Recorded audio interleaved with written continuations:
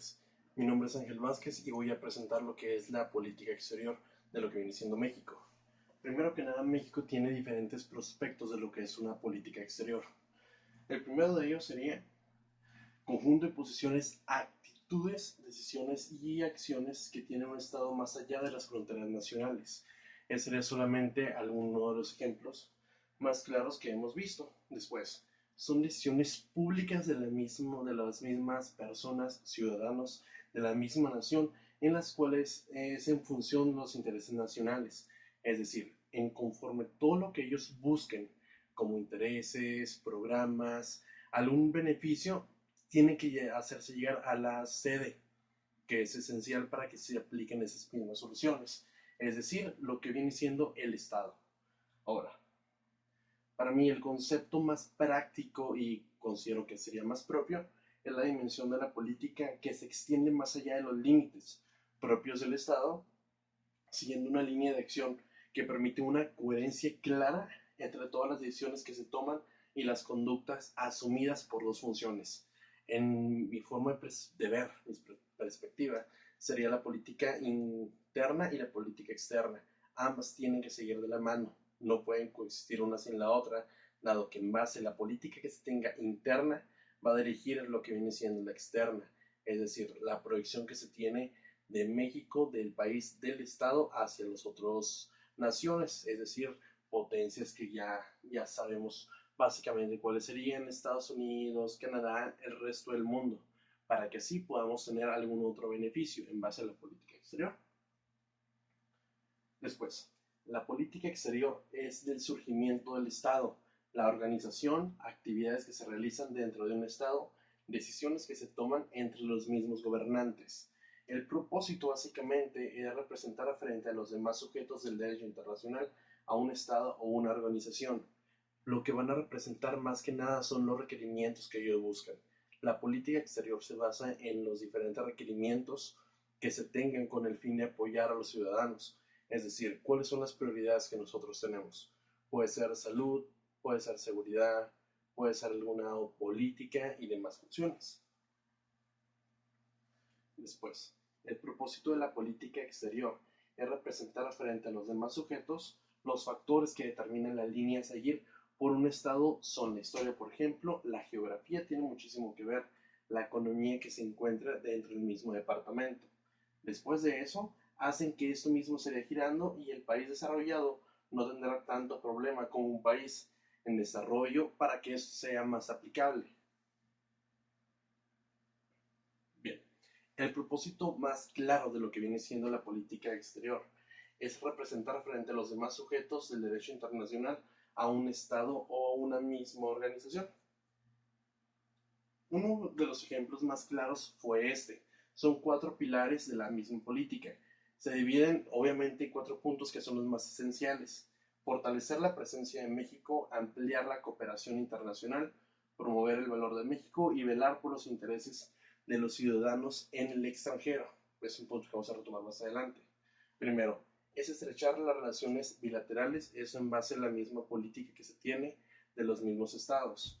Ampliar la cooperación internacional, que política exterior de México contribuya a los objetivos de desarrollo interior. Es decir, que las políticas que se hagan en algunos organismos internacionales sean para un beneficio óptimo del mismo Estado. Y eso conlleva algún tipo de, remuneración a largo tiempo o a mediano plazo. Después, promover el valor de México, que en el mundo conozca la cultura, historia, artes, bellezas naturales como lo es conocido en México. Un ejemplo de ello es el festival que se hace aproximadamente cada noviembre en París, Francia. Bueno, velar por intereses de los mexicanos en el extranjero. Creo que es un punto fundamental dado la poca proyección que se tiene de los mismos mexicanos en el extranjero. La racismos que se está teniendo, por ejemplo, en el caso de Estados Unidos y en algunos otros países. Creo que sería fundamental el que apoyáramos este tipo de circunstancias.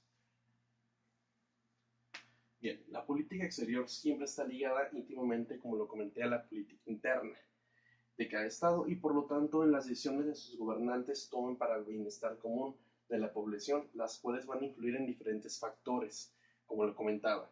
Esos previamente se habían señalado dependiendo de los intereses de cada grupo de gobernantes. Es decir, para un gobernante puede ser primero la seguridad, la educación, puede ser a lo mejor la industria maquiladora, es decir, para conseguir diferentes trabajos y generar diferentes ingresos, para que se amplíe la educación. Cada quien va a tener algún tipo de interés diferente.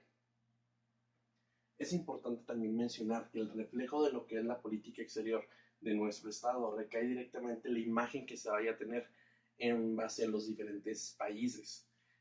Cómo se encuentra de seguridad, qué tan aptos somos para que esas personas inviertan sobre nosotros, qué tan aptos somos para que vengan a lo mejor estudiantes y hagan algún tipo de maestría, verifiquen algunos datos, hagan estudios de campo dentro del mismo país. Todos los países actúan de una forma distinta, ya sea porque tratan de buscar algún tipo de influencia regional, global, o por otro lado, países que son relativamente aislacionistas. Como lo comento, cada país está buscando algún tipo de beneficio. Esto claramente es lo que viene siendo la política exterior. Al igual, es confuso hasta el día de hoy porque algunos países se alían con otros y tratan simplemente de intervenir en sus mismos asuntos con el fin de entender este tipo de situaciones.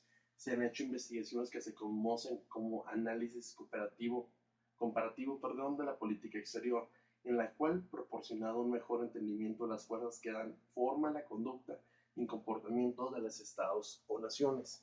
Por ejemplo, un ejemplo de ello podría ser Estados Unidos, que busca tal vez aliarse con determinada instancia para así crecerse como nación y ser aún más fuerte. Un ejemplo de ello que a mí en lo personal me llama muchísimo la atención sería Putin. Por lo tanto, podemos deducir que no todos los estados y todos los líderes emplean el mismo criterio para determinar cuándo han sido satisfechos los máximos intereses: seguridad, alimentación, educación, trabajo, fuerza militar, entre otras. En materia de atención de las necesidades económicas y en relacionado con la autodeterminación de los mismos pueblos, podemos mencionar en determinadas ocasiones que esta imagen pública ha sido a lo mejor un poco militarista, extremista, más sin embargo ha logrado sus intereses, los objetivos. En su gobierno ha reducido el 73%, si no me equivoco, de lo que viene siendo la hambruna en el mismo país, la pobreza. Después, todas las naciones-estado tienen tres intereses fundamentales. Solamente voy a mencionar los más básicos: defensa nacional, prosperidad económica y preservar la autodeterminación nacional en lo que respecta a la naturaleza del sistema gubernamental del país y a la conducción de los sistemas internos, es decir, quiénes van a hacer las leyes, quiénes las van a gobernar. Simple y sencillamente creo que el establecer prioridades puede ser algo radical en el mismo país. Qué rumbo se va a tomar, qué medidas se van a llevar a cabo y qué es la solución que nosotros esperamos y sobre todo en qué tiempo. Es a lo mejor válido invertir tanto en alguna ley de energías, por ejemplo, de suelo, alimentación, educación, militar, proveernos de armas, qué tan lucrativo puede ser y cuántos beneficios nos puede llegar a traer a nosotros. Los factores sistemáticos están claramente estrechos relacionados con las explicaciones acerca del interés nacional de cada grupo de gobernantes y del papel en el diseño de la política exterior. Todo ves que los gobernantes a menudo definen el interés de su país en términos de desafíos o oportunidades que los mismos rodean. Y como resultado, los factores de un ambiente exterior de un país pueden afectar en su política, y entre ellas se encuentran la geografía, interacciones y vínculos internacionales en la estructura del sistema internacional. Todo eso radica en la imagen que vayan a tener en el extranjero hacia el mismo nosotros, y en el cual nos podemos ahorrar muchísimos problemas. Geografía. En la geografía dice que puede influir sobre la política exterior de las fronteras de cada nación. Yo en el personal sí lo creo. Y en la distancia que se debe recorrer otras naciones de interés. La localización es un punto muy importante. El número de fronteras y los puntos de acceso contribuyen a los atributos nacionales. Hay ventajas, obviamente, y desventajas de este punto. Las ventajas pueden ser la lejanía del país potencia en el mismo conflicto. Es, por ejemplo, algún tipo de país que se encuentre en medio, digamos, de un problema. Supongamos que fuera en este caso el Vaticano, que se encuentra prácticamente rodeado de Italia. Pues algún tipo de inconveniente el que se localizara ahí cuando hubiera algún tipo de guerra civil en esa nación, supongámoslo así. Otro ejemplo podría ser una nación que esté separada de su mismo país, por así decirlo, Hawái. Es un ejemplo solamente. Interacciones y vínculos nacionales, internacionales. Entre el vínculo e interacciones internacionales están las similitudes que tengan términos de política económicas, culturales y comercio, tales como la OTAN, la Unión Europea, comparten un cierto interés, igual que diversas instituciones, al igual que foros internacionales, en los cuales por supuesto interviene México, en las cuales tiene que ver, como lo comento, nuestra nación. En dichos lugares el impacto que tiene México es cuestión de influencia en la toma de decisiones es cada vez mayor. Un ejemplo de ello puede ser muy claro el G5, el Sistema Internacional Nacional, concepto designa el ambiente o de entramado constitucionado por los estados o por diversas instituciones. Tales pueden ser la ONU, la OCDE, el BID, etc. La estructura del sistema internacional básicamente se refiere a que un estado en una potencia mundial puede influir bastante en los demás. Potencias mundiales se compensan el uno al otro, hacen que las guerras sean menos probables en esa situación. Bueno, el papel de los atributos nacionales es otro tema muy importante. Entre los aspectos que se encuentran en el papel de las atribuciones nacionales se encuentran las democráticas, económicas, militares y atributos gubernamentales. Se dice que a medida de que una población crece y carece de una producción económica, tiene demandas de materia prima y otros recursos como, vaya, un recurso directo. Hay que verificar cuáles son los intereses que se van a tener para así poder designar qué tanta prioridad va a tener entre el mismo gobierno. Los atributos demográficos, el tamaño de la población, por ejemplo, es muy importante en el poder nacional porque una población grande proporciona el poder suficiente para autoabastecerse, se podría decir, por ejemplo, al momento de generar algo militar y demás cuestiones. Fuerzas militares y para la misma industria, producir es ganar. Con ello le permite a un gobierno alcanzar y amenazar con el castigo o ofrecer contraprestaciones a otros estados. Por ejemplo, chequemos el caso de lo que viene siendo Rusia. Es la unión más grande, tiene mucho poder, pero sin embargo no se trata de eso, se trata de influencia en otras naciones, en base a lo que viene siendo su poder económico, uh, académico, entre otras funciones, no solamente de ese tipo. Los atributos militares son varios los países que sobresalen en esta cuestión. Los países pueden clasificarse de acuerdo al tamaño de sus fuerzas militares, el número de armas de varios tipos, los niveles de preparación militar, y si un gobierno carece de capacidad militar, es muy probable que también carezca de carencia de política económica, de política exterior, en el cual va a prevalecer relativamente pasiva y se orienta más a la diplomacia. La preparación de militar de un país está observado por otros gobiernos interesados en la planeación política de ese mismo país, es decir, si tuvieran o no algún tipo de intervención en determinado momento. Bien, la ciencia política se divide en tres cuestiones. La primera de ellas sería el Estado, después el gobierno y obviamente el poder. El Estado se encuentra compuesto por las mismas autoridades que lo hacen prevalecer, funcionarios públicos de instituciones que son componentes y generadores de un Estado burocrático, administrativo, y se divide en dos procesos. Primero, ese elemento abstracto, sociológico y jurídico es la reunión de individuos jurídicamente organizados que prevalecen en una nación. Después, el segundo elemento es concreto y es técnico. Bien, el gobierno quiere decir demandar, dirigir, por eso quienes gobiernan mandan y dirigen tomando un conjunto de decisiones que por su naturaleza son de carácter público. Nosotros como ciudadanos somos los que elegimos ahí para que ellos hagan valer nuestras mismas necesidades, derechos, necesidades que nosotros tengamos a largo plazo y a corto por igual. El poder como la tercera opción, capacidad que tiene una persona o un grupo de personas de imponer y tomar decisiones dentro de un país social, subsistema y parasistema sobre otras personas o grupos de personas. Yo los dividí en tres ejemplos. Los más básicos, lo que viene siendo un comportamiento arbitrario, una capacidad para imponer criterios y valores dentro de ese mismo círculo de ciudadanos, y también el último que sería la autoría y como no menos importante. Bien, la evolución histórica en el siglo que les estoy comentando se basa en Platón, por ejemplo, como una de las principales potencias que dio a conocer esta misma rama. Se le considera uno de los principales filósofos moralistas, formula la teoría del estado ideal, que le efectúa en el estudio de 158 constituciones de ciudades griegas. Dichas intervenciones que él ha tenido en la política exterior hasta la fecha siguen perpetrando en nuestras necesidades. Aristóteles creó el primer elemento de la ciencia política. Puede ser considerado como el creador del método comparativo histórico. Como le contaba, es totalmente importante, al igual de lo que viene siendo Platón. A mí lo personal lo que más me llamó la atención viene siendo Maquiavelo, la forma en la cual su doctrina aún sigue reflejándose en nuestros días.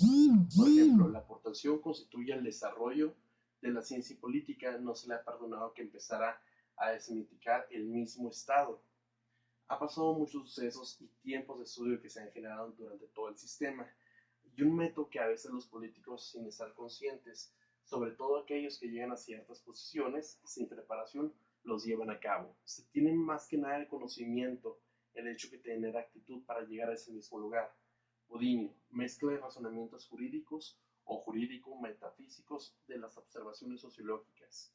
Montesquieu, un ampliamente el método de observación sobre una base geográfica. Trata básicamente de descubrir las leyes que rigen los fenómenos políticos dentro de ese mismo círculo de actividades. En el siglo XX, Montesquieu inicia la observación directa de hechos, inicia la observación sistemática y reemplazó la observación sistemática por la empírica, que hacía totalmente nuevo en ese tiempo. Después, este personaje nuevo que les estoy comentando redactó un sistema de política positiva en el primero de mostrar la necesidad básica de la objetividad en el análisis de los fenómenos sociales, siendo totalmente un giro en este tipo de intervenciones de lo que vienen siendo filósofos en esta ciencia política. Karl Marx, su aportación a la política es de la nueva explicación general de los fenómenos del mismo poder. El desarrollo del siglo XX empezó a ser reconocido oficialmente como una disciplina en la cual no todos los países la podían tener como válida, no era autónoma en un inicio. La ciencia política obtuvo un lugar en el derecho de la ciudadanía de los Estados Unidos. Después de la Segunda Guerra Mundial, la ciencia política acelera y adquiere un carácter ya internacional. Básicamente lo que dio un auge a lo que es la política exterior viene siendo la Primera Guerra Mundial, en la cual se hicieron principalmente alianzas, se hicieron diferentes potencias en cada lado del muro, por así decirlo, en la cual sabían cómo intervenir, cómo se iba a dividir y cuál era el grado fuerte de cada una de ellas, ya sea militar, económico, político, territorial, etcétera. Son diferentes puntos. El reconocimiento oficial, el desarrollo del concepto de ciencia política a fines del siglo XIX se hizo clara. Progresos de la libertad política en los sistemas monárquicos y autoritarios. Como le comento, se hizo más clara y oficial y autónoma lo que es la política exterior. Las dificultades de reconocimiento oficial fueron distintas en ese tiempo. Primero que nada fueron las resistencias, que oponen las instituciones universitarias tradicionales, en las cuales no querían tener esa misma política, esa ciencia nueva. Fracasaron varios proyectos como los de Cuvier, de Marseille y proyectos Albandari. La enseñanza tenía por fin enseñar jóvenes que limpiaran y reconstruyeran los mismos partidos. Fueron algunas de las principales dificultades que se presentó esta misma ciencia para que así fuera aprobada. Desde este mismo año 1945, el desarrollo de la ciencia política en el aspecto práctico y aspecto teórico da un lugar saludable a este mismo crisis de crecimiento, por así decirlo. En el aspecto práctico, los países en el mundo hacen entrar la ciencia política en las instituciones universitarias, esto con el fin de cambiar la mentalidad de los mismos estudiantes, hacerles creer que se tiene algún tipo de ciencia y se puede influir significativamente de ella. Es decir, teniendo un concepto claro de lo que uno busca, ya sea un proceso interno que es la política interior, hacia hacerla internacional, una política exterior. Es decir, llegar a los puntos clave, ya sea de un tipo de foro internacional para, vaya, hacer salir, sobresalir al mismo país y sobre todo la necesidad que uno tenga y quiera dar a conocer. La ciencia se convierte en una ciencia internacional ya en este año. La relación con los sistemas que serían sociales se basa en la ciencia política, filosófica, al igual que política, desde la antigüedad hasta los mediados del siglo XX, y la ciencia política, filosófica, se tomaban ya como unos sinónimos en ese momento. En la actualidad se convierte en una relación de exclusión. Esa separación no es total del todo, solamente debido a que siempre encontramos planteamientos filosóficos, sobre todo ideológicos, en la ciencia política. Sería un pequeño ejemplo de lo que se basa en esta misma relación con las mismas ciencias y cómo se pueden separar. La ciencia política y el derecho constitucional. El derecho constitucional y la ciencia política eran el mismo porque su objeto de estudio era básicamente el Estado. En la actualidad, porque sostienen la ciencia política y pertenezcan a diversas tendencias, convierten que el objeto de estudio de la ciencia política es el poder y no del mismo Estado. Sería un principal ejemplo. Ciencia política y sociología política. Maurice de Bourdieu sostiene que las expresiones de sociología política, ciencia política son básicamente sinónimos, como les estaba comentando. Considera que su diferenciación es puramente administrativa y pedagógica. Se puede separar ya en un aula poniendo diferentes ejemplos y dividiendo las mismas áreas de la misma ciencia. Por ejemplo, esta parte del politólogo y soporte a la sociedad. El politólogo, primero que nada, tiene un compromiso intelectual con apreciar e interpretar lo que vienen siendo los procesos y procedimientos políticos. Es un estudioso de esta área de cómo se crea, de dónde viene y para dónde va, básicamente. Requiere una adecuada formación científica y ética para enfrentar un egoísmo, una dominación y demás cuestiones. Los retos básicamente serían los siguientes: apreciar e interpretar, explicar y dirigir, y educar para que no se cometen los mismos errores dentro de estas mismas circunstancias y no se generen ideas que son erróneas. El concepto y objeto es una ciencia social que estudia fundamentalmente el ejercicio, distribución y organización del poder de una misma sociedad. Eso, para ser una clara ciencia social, se interesa por estudiar los hechos políticos y esto abarca los acontecimientos, ya sea procesos y además políticos. Bien, primero que nada, la ciencia, como lo comentaba anteriormente, del poder. Para otros es la ciencia del Estado. Otros definen concepciones intermedias entre ambos extremos. Desde mi punto de vista, creo que es algo totalmente intermedio. Es totalmente importante lo que diga el Estado, más es igual de importante lo que son los ciudadanos, dado que ellos dan las necesidades que nosotros buscamos. Y los representantes legales solamente dan a conocer nuestros mismos, ya sea deseos, obligaciones, necesidades, y en un conjunto acuerdo con un grupo de personas que se encuentran en ese momento en el poder, van a dar a conocer quiénes son los verdaderamente afectados en determinado momento y cuáles van a ser las prioridades así. Bien, la noción del poder, la distinción entre gobernados y los gobernantes que manda y el que recibe órdenes. El poder, primeramente, es un fenómeno biológico. El poder es parte de un fenómeno de fuerza, coacción y coerción. La precisión social difusa, el encubrimiento colectivo y programas se hallan situados en las fronteras de los elementos materiales del poder y de las mismas creencias. ¿Quién es más fuerte en base a qué? Meramente sería esas cuestiones. La ciencia se le denomina en diferentes enfoques, es decir, aproximaciones y visiones parciales íntegramente en la relación política. Puse los principales únicamente. Para mí sería el número uno marxista, institucional, conducta, como lo estoy comentando, estructura funcional, el sistema llamado al igual teoría general de los sistemas y el cibernético. El concepto de políticas y sus teóricos. Bien, primero que nada, entre los modelos más utilizados para la toma de decisiones de la política exterior están los modelos conocidos que son los tres modelos de Carson, Allison, los niveles de análisis de Kenneth Watts y el juego de los dos niveles de Robert Brown. Dichas cuestiones creo que son totalmente interesantes dados los conceptos que se basan. Por ejemplo, Graham busca explicar la crisis de los misiles en 1962. Más sin embargo, a partir de tres modelos, el actor, ya sea racional, burocrático y organizacional, buscan llegar a algún tipo de acuerdo para así dar a conocer lo que viene siendo la política exterior, lo que es en sí ya la ciencia. El primer modelo, actor nacional. Este modelo consta de cuatro puntos esenciales. Primero que nada sería el Estado selecciona cuáles van a ser los objetivos, valores y qué política tiene para alcanzar y maximizar esas dichas cuestiones. El gobierno considera los distintos mecanismos o medios para alcanzar los puntos y metas que se tengan establecidos, ya tomando en cuenta cuáles van a ser los riesgos, beneficios y metas a largo plazo, para que así se tenga algún tipo de control. El grupo en el poder determina cuáles son las diferentes alternativas para alcanzar los objetivos, como ya lo había estado comentando. Se tiene que tener un acuerdo y un plan de trabajo para que así se cumplan con todos esos objetivos. No se puede dejar nada al azar.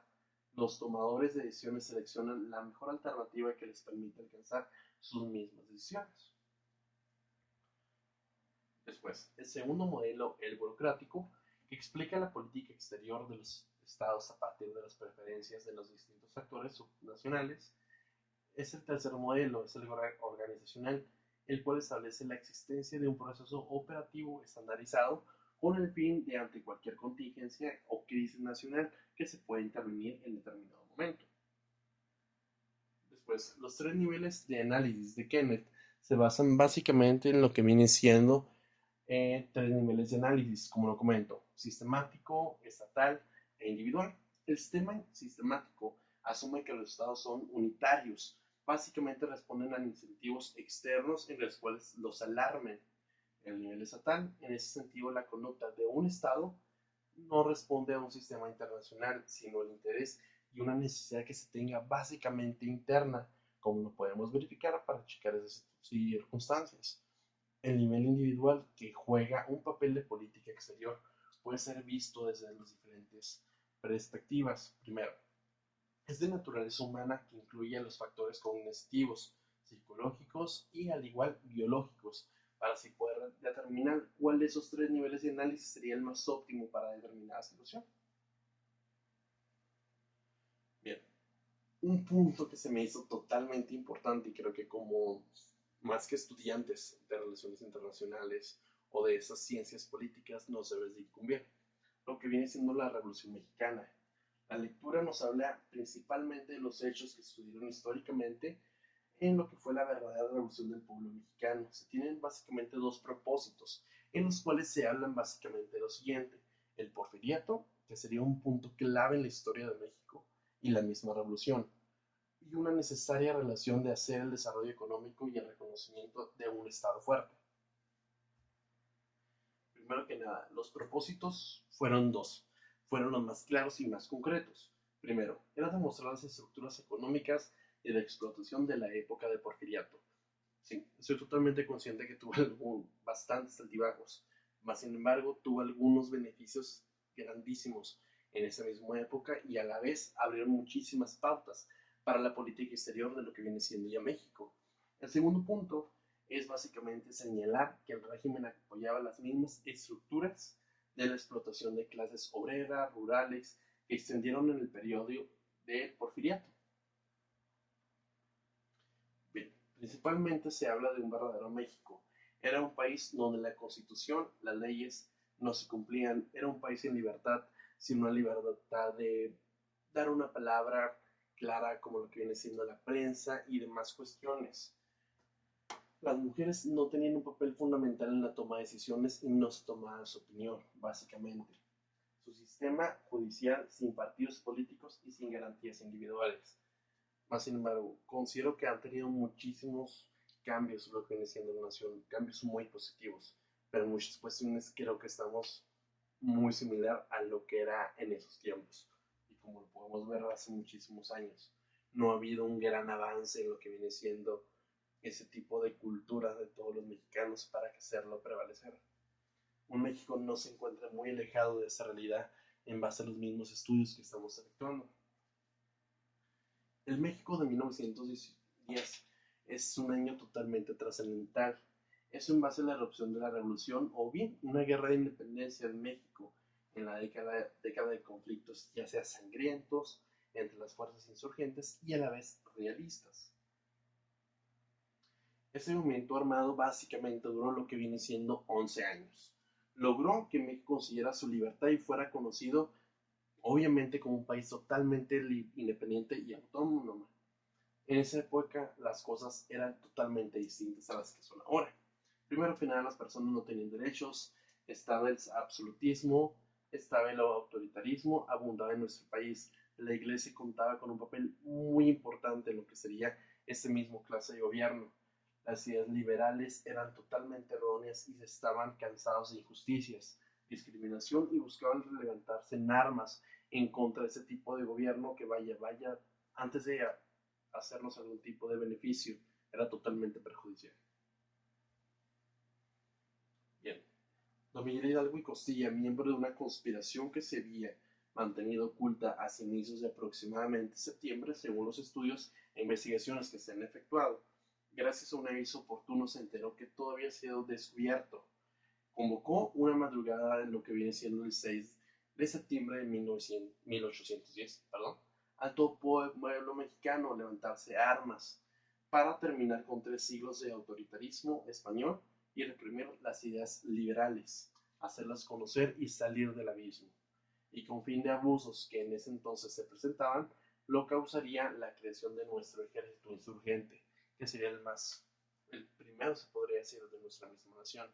La ironía de todo esto, según lo que yo pude entender alrededor del curso, es que se presenta esa historia simple entre entender. Para este año la iglesia tenía el control de las tierras y cuestiones administrativas. Era un mismo cura junto con todas las creencias que él podía llegar a tener. Estaba totalmente errónea la idea que se contaba de que la iglesia controlaba todo ese tipo de información, ese tipo de tierras, de presupuestos, de economía, siendo que no tenía ningún tipo de intervención en ese momento, al igual que ahora. Después, los albores de la política exterior, desde el nacimiento de México, la vida de la independencia, contrajo a la par una serie de intervenciones extranjeras y el no reconocimiento de los estados, como resultó de la firma en los tratados de Córdoba que básicamente se dio la existencia legal a la misma nueva nación, es decir, un reconocimiento de una manera ya legal en la cual México ya era autónoma. Se creó la Junta Provisional para designar la regencia del Imperio Mexicano, confirmando el título del secretario de Negocios y Relaciones Interiores y Exteriores para atender y despachar todas las relaciones diplomáticas por partes extranjeras. En el año que viene siendo 1822, 7 de mayo exactamente, se estipuló el permaneciente del Servicio Exterior Diplomático. Se estableció que el régimen de gobierno de un país sería de carácter republicano, federal del mismo modo. En el año de 1929, el 7 de julio, se expandió el primer reglamento interior del ministro, esto relaciones exteriores e interiores, a las que delimitaron responsabilidades y atribuciones, así como al igual reglas de manera legacionales tenían a cargo de la Constitución y demás cuestiones, como lo serían dos principales, los tratados y los mismos acuerdos que nos beneficiarían al gran futuro. Bien, después de eso se creó una junta provisional, es para designar la regerencia del Imperio Mexicano, cediéndole el título total de secretario de negocios, como lo había comentado en esa misma diapositiva. En la democracia podemos ver que es un aspecto muy diferente, ya que la mujer, como lo comentaba anteriormente, no participa en lo absoluto en ese tipo de cuestiones, intervenciones, ventas, compras y demás detalles. Esto en nuestros días han cambiado, también se mencionan las guerras, conflictos en los que estuvo involucrado el mismo México, los tratados que firmó y muchos de esos sucesos. Pero debido a esas aportaciones, nuestro país sería lo que es hoy. Todo lo bueno nos ha traído algún tipo de enseñanza y nos ha hecho prevalecer, dada la situación. Base en los mismos tratados, México poco a poco ha estado ganando lugar en las mismas intervenciones en foros internacionales alrededor del mundo. Por ejemplo, en eso sí circunstancia, que sería exactamente la unidad número 8, me llamó en especial mucho la atención. Todo el impacto que ha logrado tener lo que es la Secretaría de Relaciones Exteriores, el impacto que se tiene, por ejemplo, en el grupo del G8, por así decirlo. Siendo México un país que aún no se encuentra con el poder económico, militar y demás para poder tomar algún tipo de decisión de ese grado, se formó un grupo llamado G5 con diferentes potencias en el cual México se encuentra de ellos. México está logrando ser tan importante en esas cuestiones que ya toma parte de las decisiones no solamente de ese grupo en un foro internacional, sino en el de las potencias mayores, debido a que junto con esas mismas cinco potencias se unen el 40% de la población a nivel mundial, siendo un total ventaja para ellos para poder decidir y tomar ese tipo de decisiones que son fundamentales para la economía, no solamente nacional, sino mundial a la vez, en el cual meramente se van a ver tanto beneficiados como bien perjudiciados.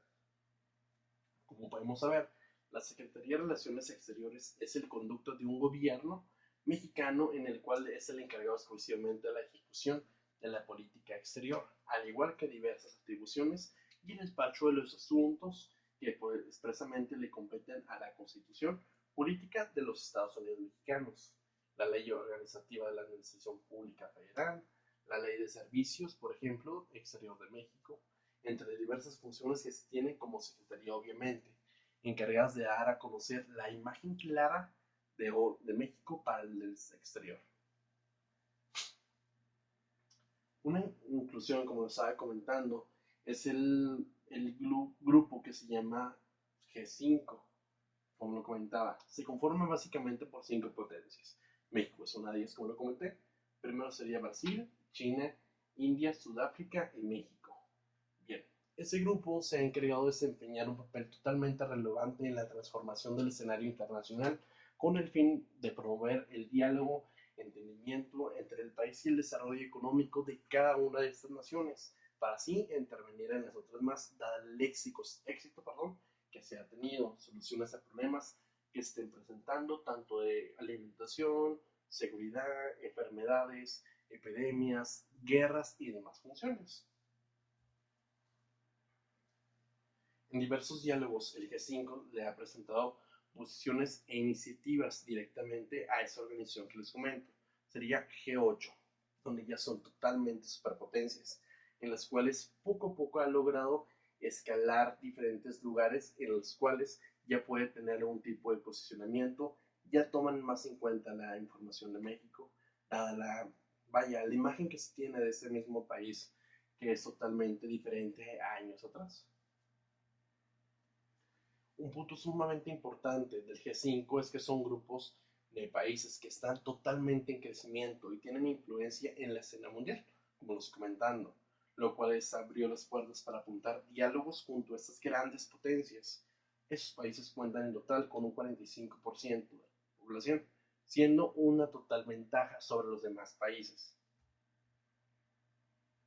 Uno de los proyectos que también me llamó muchísimo la atención es el proyecto Mesoamérica, en el cual es creado básicamente para abrir prospectos, ampliar la economía, moverla, tenerle movimiento, en el cual se es creado para mejorar, como lo comento, la calidad de vida de diferentes cuestiones. Aquí no solamente serían estados, que sería básicamente la zona sur de lo que es México, sin embargo, entre ellos se encuentra Belice, Colombia, Costa Rica, Salvador, Guatemala, Honduras, Nicaragua, Panamá y lo que sería la República Dominicana, dentro de los principales benefactores de este mismo proyecto.